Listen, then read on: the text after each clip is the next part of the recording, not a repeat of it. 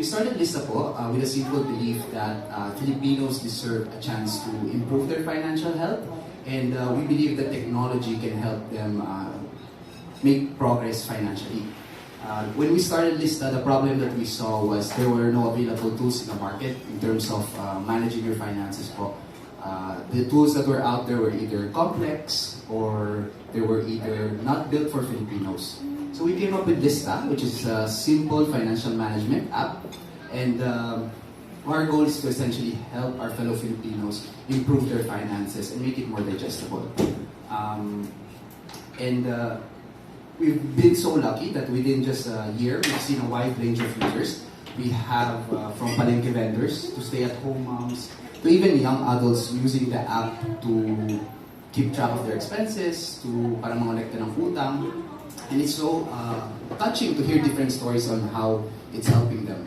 One of my favorite stories is about this mom who downloaded and discovered Lista, and then she started creating a Facebook community group, and then she invited other moms, and around that they started sharing tips and insights on how to effectively use Lista and how to manage their finances easily.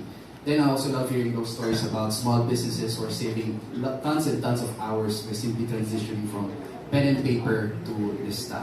And we have more of those stories, and we're grateful because over a year ago, Lista was just an idea, and now we're seeing the true impact that it's having to our fellow Filipinos. Now I'd like to share more about our milestones. So within just over a year, we have over 1.4 million downloads now from throughout all the Philippines. So nationwide, from the north to the south, even the most remote areas, we're serving them. We're over in over 300 cities. And we're also grateful for the trust and support that we've received from international investors that believe in our mission and believe that there's an opportunity to build something good here in the Philippines. So that for that reason, we've also been able to raise around $5.8 million or around 336 million pesos po within this year po. Now I'd like to share more about the features that our users love and enjoy. So first feature is the transactions tab. So with this feature, our users can essentially input their money in and money out and effectively see them, visualize them per day, weekly, monthly, or yearly. So nakikita po nila kung magkano yung napasok, magkano yung nalabas. And within just a year, we've recorded a money in of total of 2.4 million transactions with a total value of 7.8 billion pesos, or an average of 3,120 per user.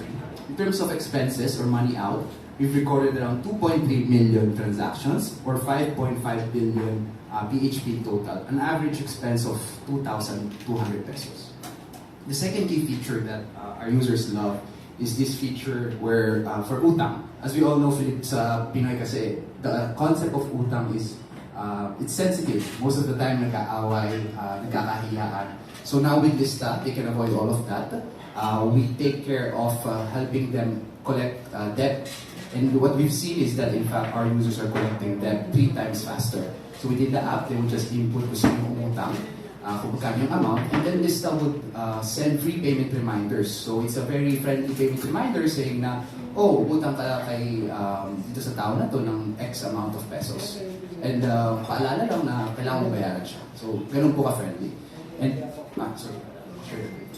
And in terms of inutang naman po, we recorded 879,000 transactions, around with a value of 2.1 billion pesos. An average na inutang is 3,386 per user, and ang nabayaran po dito is roughly around 70%, which is 1.5 billion pesos in total, or average of 2,700 per user.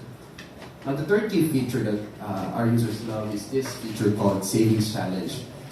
We all know how mahirap po mag-ipon, especially if you have a tight budget and big goals. So what Lista does is essentially help you break it down into smaller, achievable goals. So, for example, sir, if you wanted to save 10,000 pesos, now Lista would tell you how much you need to set aside every day so that you can achieve that goal within 30 days. What I'm proud to share is that we've seen our users accomplish amazing goals such as bagong bahay, motor, or even education fees.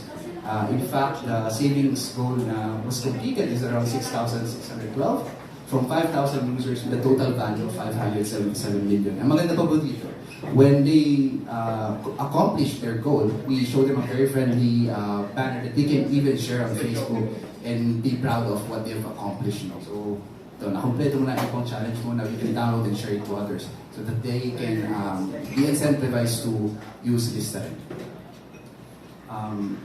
So yeah, so those are the key features that our users love. And now I'd like to invite my co-founder Chris to tell more about the daytime market trends that we're seeing.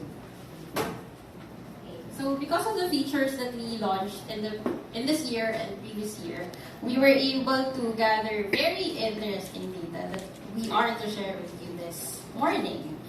So in the spirit of Christmas, we want to try to understand what are the Filipinos saving up for. And alam naman natin, di ba, Christmas is very special to Filipinos. September pa lang, Pasko na. So how do Filipinos plan on being Santa Claus every Christmas? So according to our data, ito yung mga pinag-iipunan ng aming mga users and most of the Filipinos. Una, motorbike or motorcycle for 54,000 pesos. New phone at 25,000 pesos. Travel, 23,000. According to our data, most users are saving up for Canada, Europe, or Australia. And then, 17,000 for Christmas celebrations, yung mga Noche Buena, yung mga gustong umuwi sa probinsya para mag-celebrate ng Pasko. And also, Christmas gifts, 16,500. So, kitang-kita mo na sobrang importante ng Pasko sa mga Pilipino kasi it's two items on the top 5 of what they are saving up for. Next naman, ano yung mga wants and needs ng mga Pilipino? So, ano yung mga money goals na pinag-iipunan nila? Ito, I'm really happy to see the list when we extracted it. Unang-una, house, pang down payment at 680,000 pesos. And then emergency fund, a very new concept that I think Filipinos started to learn during the pandemic. We are saving up for 115,000 pesos. Tuition fee at 89,000. Personal savings at 79,000. And new phone ulit, 28,000. Kulang yan pang iPhone. Hindi ko alam kung ano yung phone 28,000. Pang down. Next naman, so meron kasi kaming personal users and meron naman kaming business users. So ito yung mga MSMEs. Ano yung pinag-iipunan ng mga sari-sari stores, online sellers. So una, pareho yung top 1, house, at 460K. Second, capital o puhunan. So the want and the need of expanding their business. Third is emergency fund. Fourth is motorbike. And then fifth is tuition. So may mga overlaps. Ang pinagkaiba lang would be the capital and also motorbike. Next naman, ano yung pinagagastosan ng mga Pilipino ngayong taon? Ito yung top list namin. Number 1, road, 937 pesos. Food, 3,800. Groceries at 5,000. Transportation with car at 5,500 ang laki kasi alam natin mahal ang gas, mahal ang toll, hassle ang traffic sa magtotol ka talaga, masasaya ka talaga. Parking, mahal din. So 5,500 siya. Yung mga wala namang kotse, yung mga nagko-commute, 1,800. And then, e-wallet spend, yung mga binayaran through GCash or Maya at 21K. So here we were able to observe na, you know, because of the pandemic, people started to learn how to use e-wallet. Dati, di ba, cash is king. Ngayon, we can see it's even in our top 5, e-wallet talaga yung ginagamit nila. Pay for whatever they buy. For business users naman, ano yung pinag-iipunan nila at saan napupunta yung capital nila? So, number 1, groceries. So, yung mga sari-sari stores, mga paninda nila, pag-stock nila. Eggs at 3,300. Load, yung mga, alam mo naman yung may mga e-loading, mga sari-sari stores na nababaload also, at 4,900. Soft drinks, 5,900. Water, 400. And fuel or gas at 2,900. Another very interesting trend that we have observed during the past few months, nung nag-announce na pataas na pataas ang inflation rate, which is the yellow line, tumaas din yung number of users na nagda-download ng Lista na ginagamit yung app for personal finance. Bakit to interesting? Kasi nag-launch kami last year, sabi namin, we're targeting MSMEs. We want sari-sari stores, online sellers, yung mga maliliit na business. But we noticed na even if we don't market the app for personal finance, people are actually downloading it.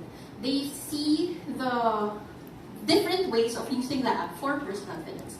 So that's how we came up with the feature that we are introducing today. So we are expanding from MSMEs, we're expanding to personal budgeting also. So even if wala kang business, meron ng feature ang Lista para sa'yo. So, ano yung goal of launching personal budgeting other than teaching Filipinos the concept of budget? So we are introducing the framework called 70-20-10. So 70% is for your needs, 20% goes to your savings, and 10% goes to wants. I know na in other countries, it's a different cut, di ba? Parang 50% lang sa needs, and then mas malaki yung savings and yung sa wants. Sa Filipino context kasi, imposible na 40% ng income mo sa savings. Lalo na kung maliit yung sweldo mo or madami kayo sa pamilya. So we studied our current data and matched it with other studies. And ito yung nakita namin na spending behavior ng mga Pilipino. 70% goes to their needs. So groceries, electricity, internet, loan, etc. 20% goes to their savings or emergency. And 10% goes to recreation. So this is what we want to teach Filipinos na kahit maliit lang yung sweldo mo, kahit ang dami mong expenses, kaya mo pa rin mag-save. Kaya mo pa rin mag-Starbucks or mag-shop, mag-Prada. Kasi syempre, di ba, minsan nakakalungkot na ang liit ang sweldo, wala akong maliit. Gusto namin i-comfort yung mga Filipinos and say na kaya mo, try this framework. Yun. Why is this important?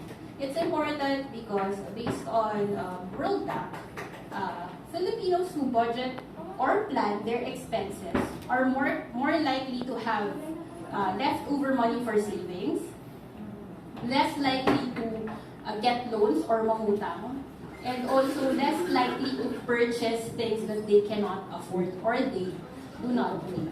So where does Lista come in? So dito po kami papasok ang personal budgeting feature that Aaron. So it's a very, very simple feature po where it's based on data and research po by talking to our users. So when you open the app, you'll see an icon to budget. And the first thing that the app would ask you is kung magkano yung budget mo. Tapos second is kung gaano kadalas ka mag-budget, or do you want it na monthly, or quincenas katapusan, or weekly. And then once you've inputted your budget, we can also suggest for you based on that framework how much should go to food, how much should go to transportation, sa rent, and the users are free to edit pa rin naman based on their needs.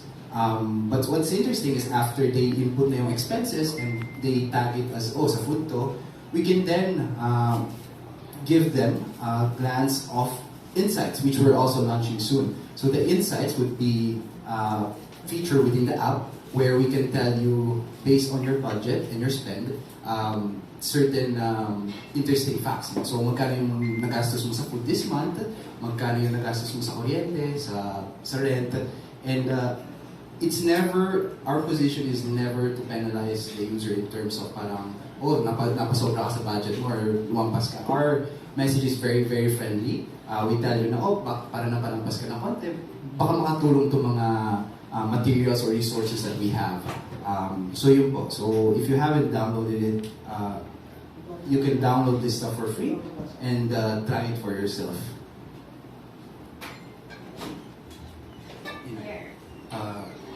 Next, yeah, you can just feel free to scan the QR code or go to App Store, search Lista, or sa Play Store, Lista rin po.